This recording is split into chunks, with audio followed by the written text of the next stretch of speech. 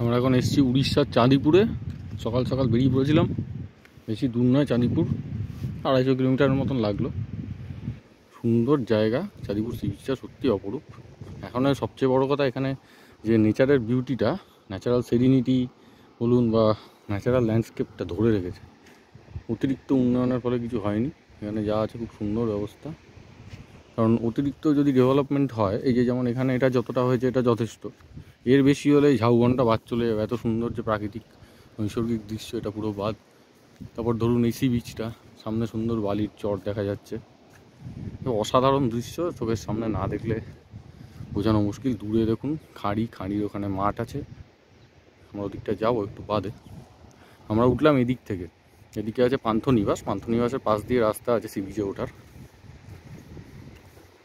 এই সি বিচে লোকজন স্নান করছে, ক্যামেরায় ভালো বোঝা যাবে না, খালি চোখে বোঝা যাচ্ছে। সকাল সকাল বেরিয়ে পড়েছিলাম, ভাবলাম কোথায় যাই, দারুণ জায়গায় এসেছি। আমার একদম দিল খুশ হয়ে গেছে যাকে বলে, এই হচ্ছে ব্যাপার।